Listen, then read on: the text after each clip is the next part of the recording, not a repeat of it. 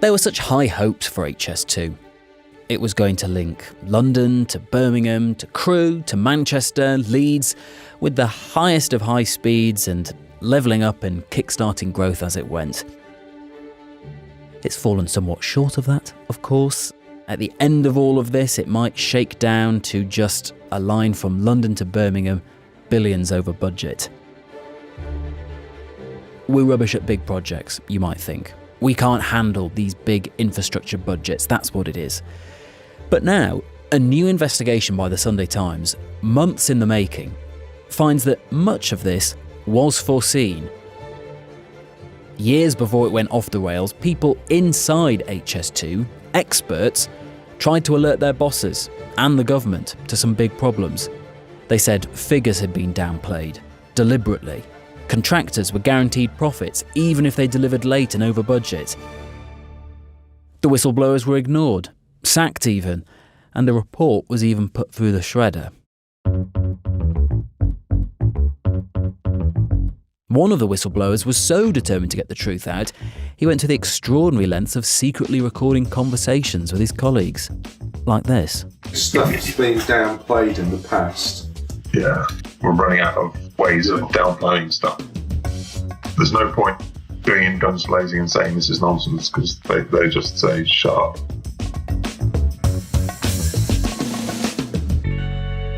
You're listening to Stories of Our Times from The Times and The Sunday Times. I'm Luke Jones. Today, how the true cost of HS2 was covered up.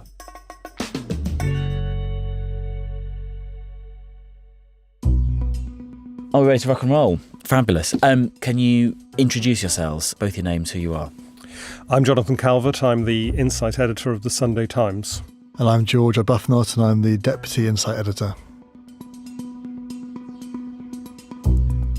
Insight is the renowned Sunday Times investigations team. Founded 60 years ago, it has uncovered some of the biggest scandals in living memory. From Cash for Questions, to the FIFA files, to the government's mishandling of the pandemic. George, explain how you got into this story, this enormous mess of HS2. So in the summer, there were clear concerns HS2 was a kind of disaster. And so we were tasked with looking at what had gone wrong. So we started speaking to people in and around the project, Department of Transport insiders, HS2 staff members. Soon enough, we started speaking to people who were making quite serious allegations. And Jonathan, everyone will be familiar with how HS2 has changed and shrunk and all these concerns of costs that we've had over the past few years. But in headline format, your investigation shows what? Well, it shows that HS2 Limited, which is the company building the railway, was misleading people about the true costs of the scheme, which is enormous. Hugely, hugely over the original budget by billions and billions. And people tell us that actually this was foreseen. And so it is a scandal because for years and years and years, not just the Department of Transport, but also the public and Parliament have all been misled. And they were misleading Parliament because it was Parliament who was at various stages voting through permission to go on with the next phase of construction. And these cost overruns were predicted. But for whatever reason, HS2 Limited decided to keep them back from the Department of Transport for long periods of time until often it was too late, and we would get to the stage where they dug the hole and they'd say, well, nothing else we can do now, we need more money. Oh dear, it's cost more than we thought. I mean, it's an extraordinary story if you think about it. We now have only 100 miles of railway, which is going to cost £50 billion by the government's estimates. Probably more like £100 billion by the experienced independent analysts who've looked at it.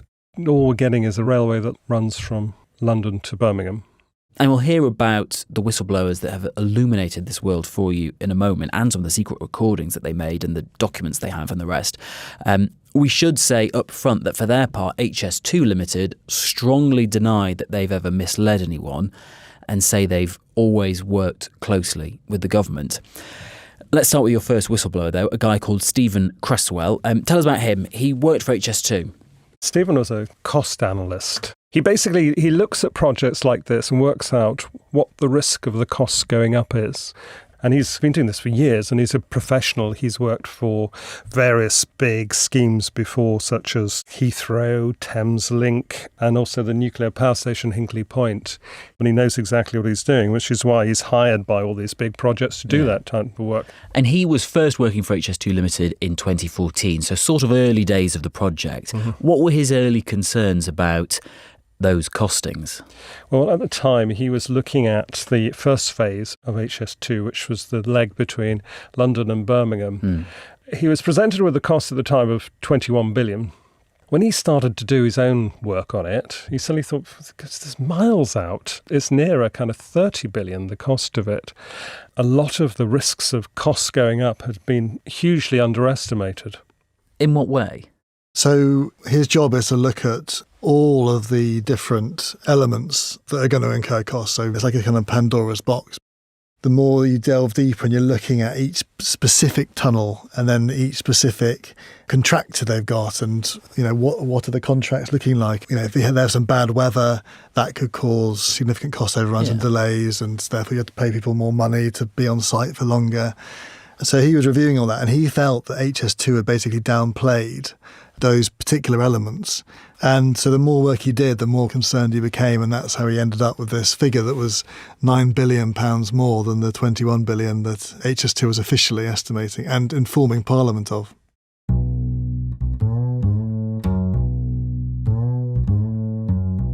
And on that point, 5 weeks after he's having all these concerns and this £9 billion discrepancy, the House of Commons, the Transport Minister, are still using the £21 billion figure. That's right. So Patrick McLaughlin, who was the Transport Secretary at the time, he was standing up in Parliament because the second reading of the high-speed rail bill for Phase 1 was going through the House of Commons at the time. High-speed rail, London to West Midlands bill, second reading. I call the Secretary of State for Transport, Mr. Patrick McLaughlin. It is also right, of course, that the project is built on budget. And he was using that figure £21 billion to inform the MPs. The current £21.4 billion budget for Phase 1 is right. And therefore you guys need to decide whether it's worth it or not. Yes, this project deserves careful scrutiny. The processes are in place to ensure that. But Cresswell was watching this and thinking, that is a massive underestimate. I commend the bill to the House.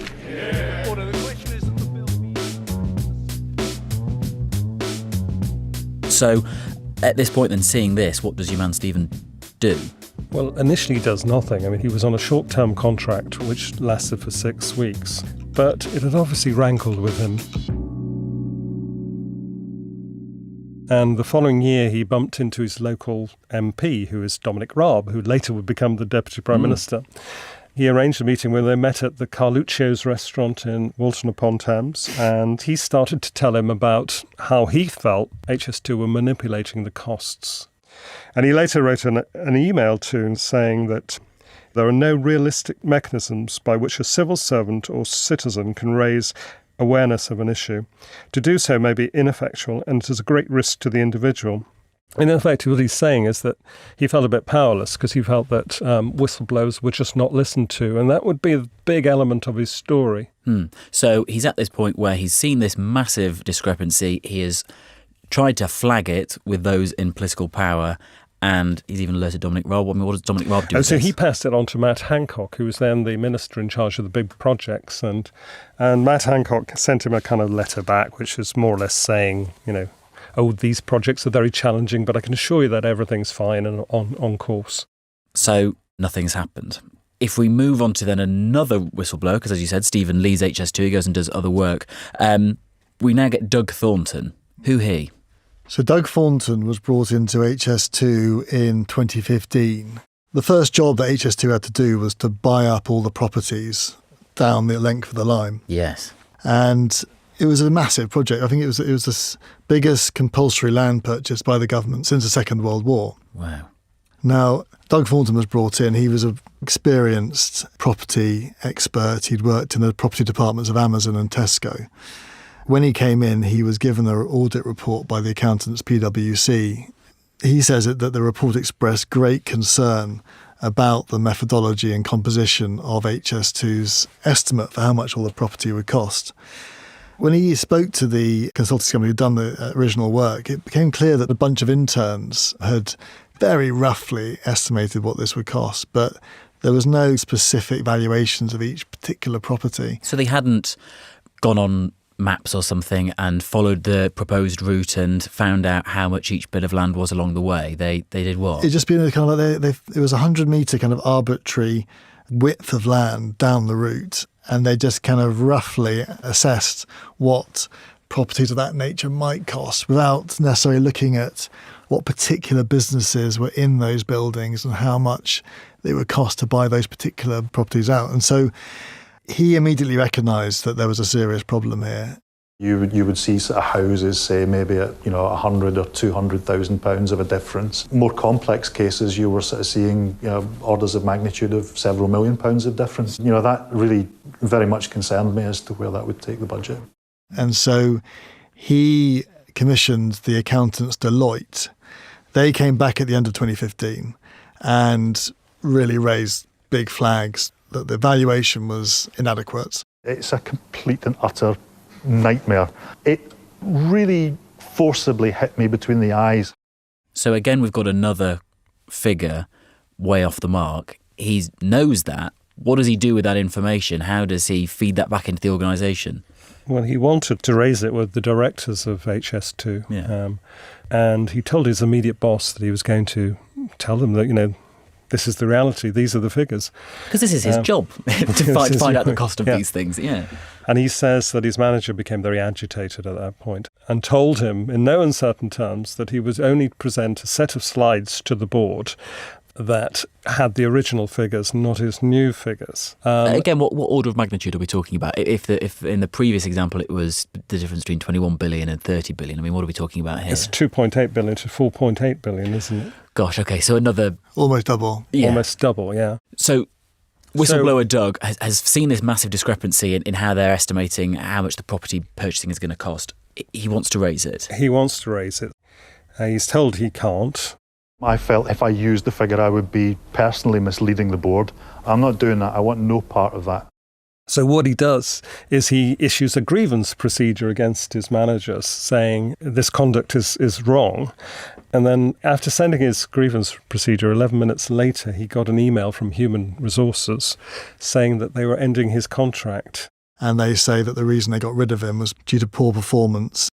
And he obviously links the two things. Absolutely that the reason that they terminated his contract was because he wanted to tell the truth.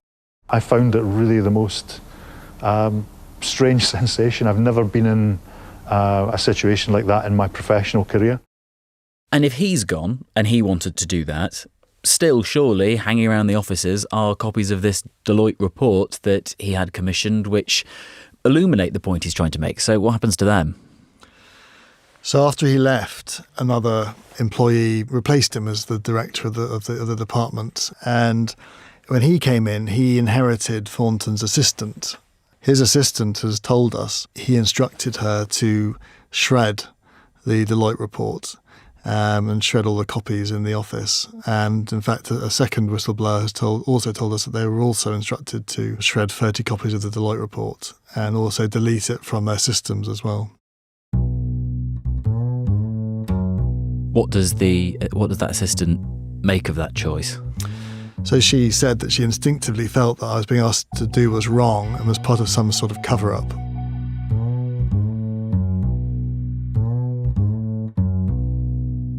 Also working in the department was a man called Lieutenant Colonel Andrew Bruce, who joined HS2 as the department's head of planning and performance. Now, he was a British Army veteran who'd been NATO's chief engineer in Afghanistan, so he'd sort of been in charge of some pretty serious matters in the past. He said that the director of the department told him that no words, phrases, pictures or diagrams could be used from the Deloitte report. Physical printed copies were gathered up and placed in the bins marked for shredding. But nevertheless, he decided that he would try and do the work himself. Yeah. there were schools, businesses, entire streets, which, according to the valuation I was seeing, was £550, and many, £1, £2, £3 for a property. It was clearly incorrect. He came up with this figure of 4.8 billion as the true cost. As opposed to 2.8. As opposed to HS2's official figure of 2.8. So he sought to arrange a meeting with Department for Transport officials to deliver this bad news, effectively. The meeting was scheduled for April the 6th, 2016, but half an hour before it was due to begin, he was summoned to a meeting and dismissed with immediate effect. I felt at the time I was being fired, so that I couldn't give my figures, and the Department for Transport would be not allowed to see them.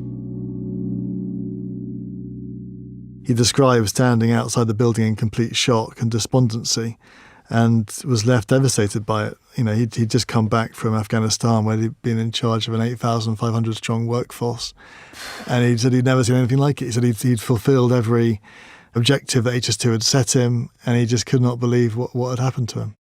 Say it's going to cost less and the benefits are going to be higher, you get permission. Later on, that proves not to be true. Just say, well, we've gone so far, we can't stop now, we've got to carry on. We went to HS2 last week and put the allegations that Bruce and Thornton had made, and pointed out that they were saying it was the true cost of the property for Phase 1, London to Birmingham, would be 4.8 billion.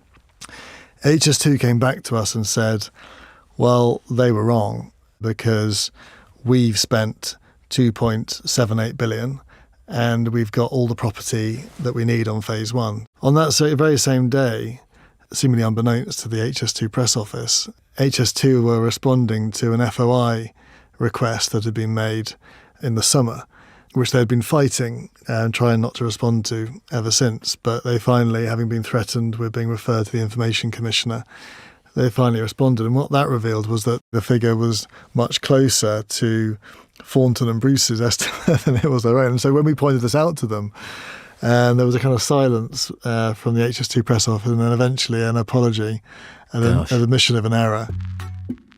I mean, they told us this 3 times as well. It wasn't as if it was a simple error once, was it? Yeah. 2 years after Andrew Bruce left HS2, the conduct of the property department was scrutinised by the National Audit Office. It found that the cost of property purchases had risen significantly. HS2 claims this report shows nothing untoward was found and says, quote, in the course of updating estimates on land and property, costs have increased and we have been completely transparent about this process.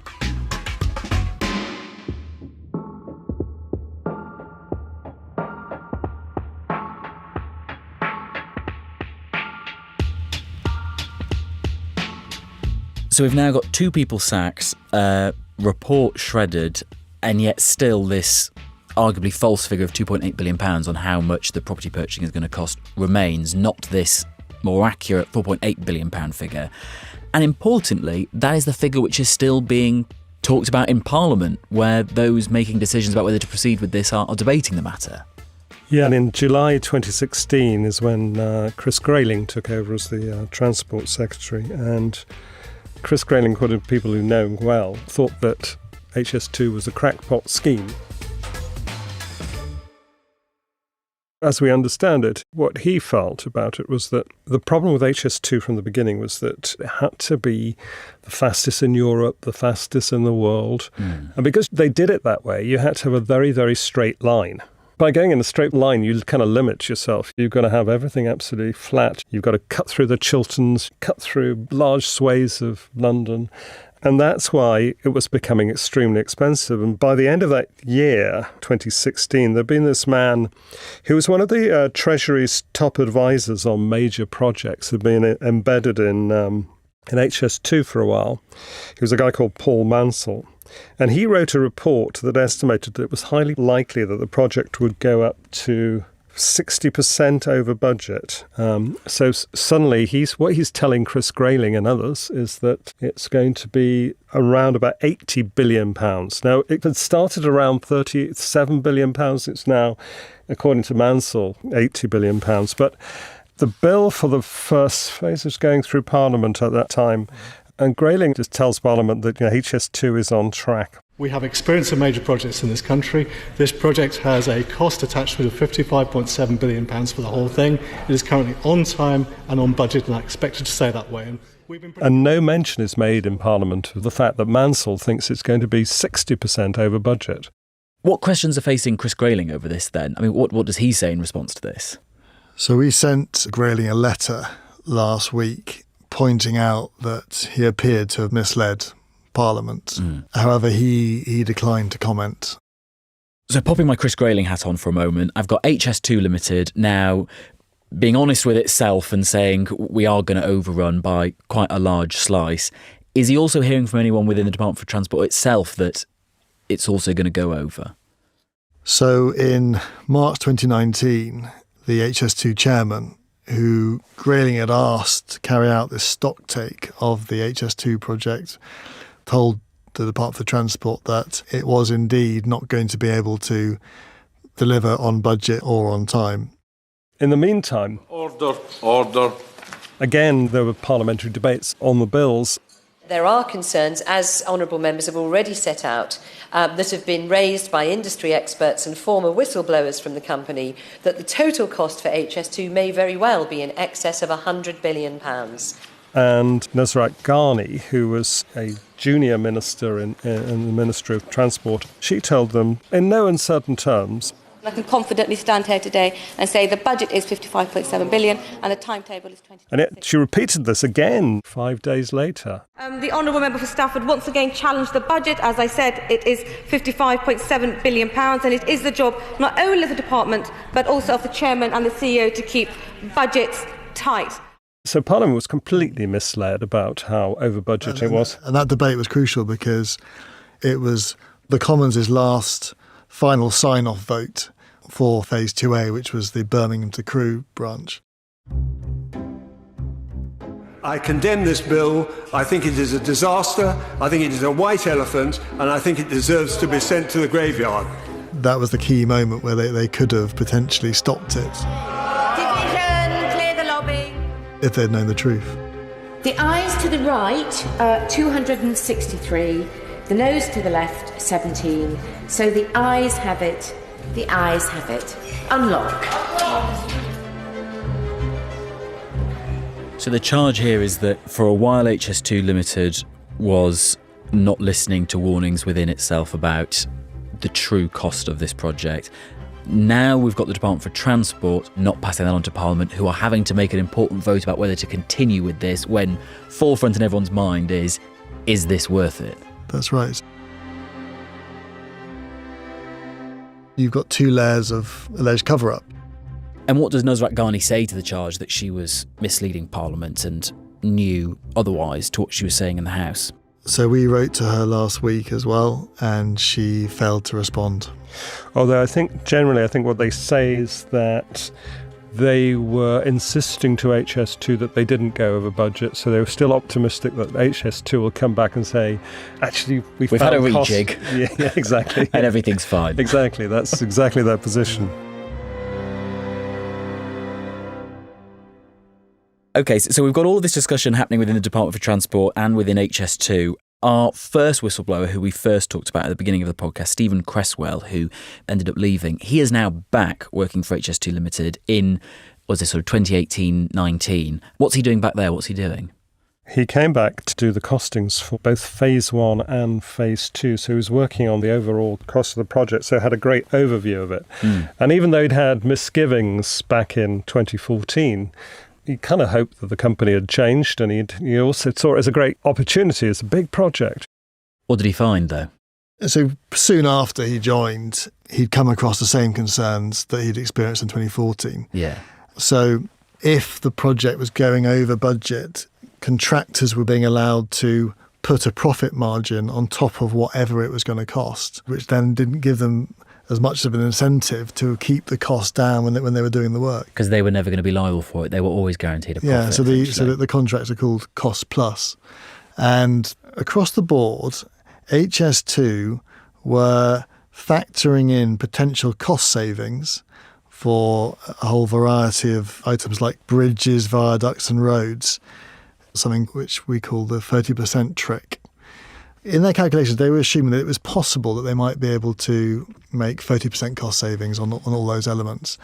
But Cresswell believed that the 30% figure was completely unrealistic. He'd never seen it used on a project before. But the effect of having this 30% cost savings figure basically pulled the estimate for the project significantly lower than it would have been otherwise. By a long way, yeah. By a long way, yeah. So again, he's got all these concerns. He is now telling this to the internal fraud investigators within HS2 Limited. I mean, do they just go, thank you, that's very interesting, we'll pass that on? I mean, what did they say? Yeah, he went to see them in April last year, and they said they wanted evidence, and they suggested that he tape record a meeting he was about to have with his immediate superior.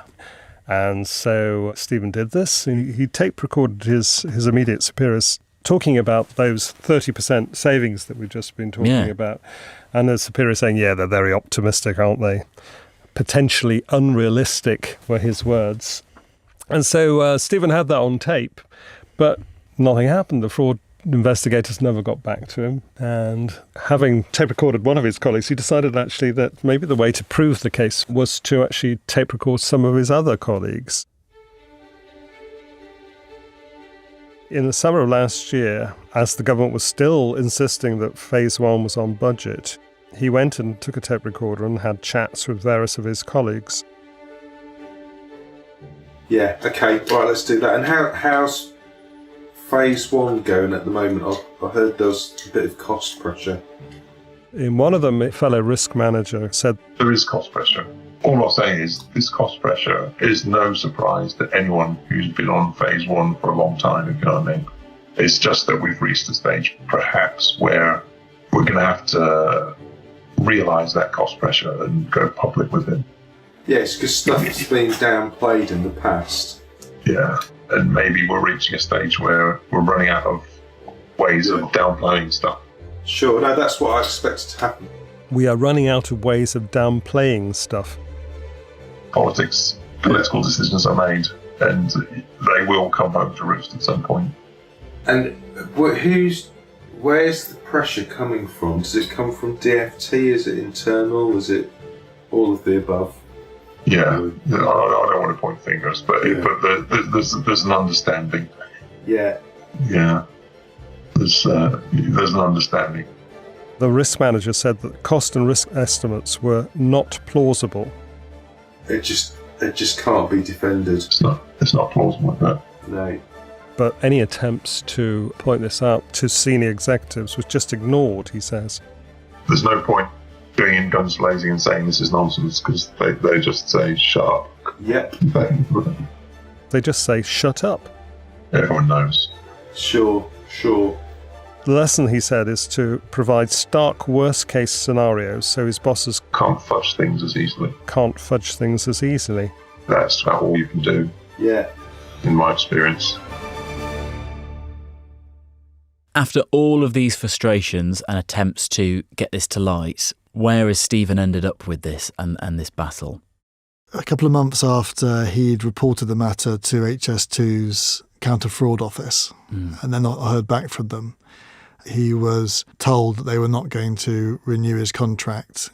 And is taking that to, an employment tribunal? Yeah, he's filed a claim with the employment tribunal. HS2 are fighting it, and there's going to be a hearing next year. They claim that the reason they got rid of him was because they'd found a cheaper full-time employee to replace him. They were hot on the cost. When we approached HS2 about Cresswell's allegations, they said, "These claims are under investigation as part of our whistleblower protocols. Mr. Cresswell has provided limited information directly to HS2 Limited, and we cannot comment further on the additional claims made directly to the Sunday Times. Putting allegations in the public domain prior to the conclusion of the investigation may compromise the investigation." They do not accept any wrongdoing at all, obviously. We've heard what HS2 have had to say in reply to this, but what does the Department for Transport say now that you've laid all this out to them? They said that the government and its public bodies take such claims seriously and will ensure they are thoroughly investigated. Okay. Having gone through all of this, both of you, I mean, what is this story? Is this a story of just, yet again, how we're sort of incapable at doing these big projects? Is it a story of missed opportunities, wastefulness, cock-up and/or conspiracy? How do you reflect on it? It's funny when you talk about HS2, you kind of talk about these billions, and they're out by, kind of tens of billions. It's kind of just huge. I mean, just imagine all the schools or hospitals you could build with that money. I mean, it's probably worth saying at this point that the last valuation of HS2 when it was going up to Manchester was around 100 billion in terms of the cost. Yeah. And we did look at what you could buy with 100 billion if you didn't use it for HS2. And the figure we came to was 200 hospitals, 10,000 schools. So, this is a country that's we've got one of the biggest debts that the country's had since the Second World War, huge tax burden. This was a massive expenditure for a country like ours to expend on this railway, which obviously one of its big selling points was that you could get to Birmingham, about 35 minutes quicker. So the kind of opportunity cost to the British nation is, what you think is a major scandal. And now this is out in the open, where might this information go next? I mean, I take your point that HS2 say that they're looking into this, and then once HS2 have done that, the National Audit Office say they can look into this. But is there anyone else who should be sniffing around? So we have spoken to Professor Stephen Glaister, who the government actually employed to advise on HS2 in its early days, and informed him of our findings and the whistleblowers' allegations. And he says that it is an incredibly serious matter and that there should now be a public inquiry to get to the bottom of this and try to make sure that something like this does not happen again, and we can try and find a way that we can deliver these things on time and on budget, as Parliament and the public have been told. Yeah.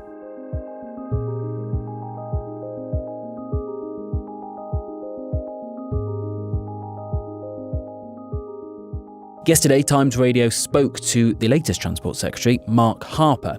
He's the 8th to oversee HS2, to get his reaction to this story.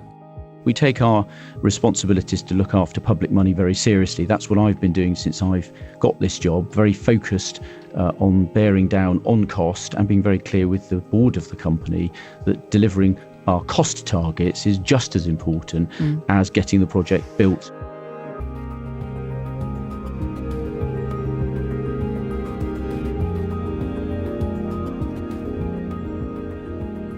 You've been listening to Stories of Our Times, a podcast brought to you thanks to subscribers of The Times and The Sunday Times. With me, Luke Jones, and my guests, the Sunday Times Insight team, Jonathan Calvert and George Arbuthnot.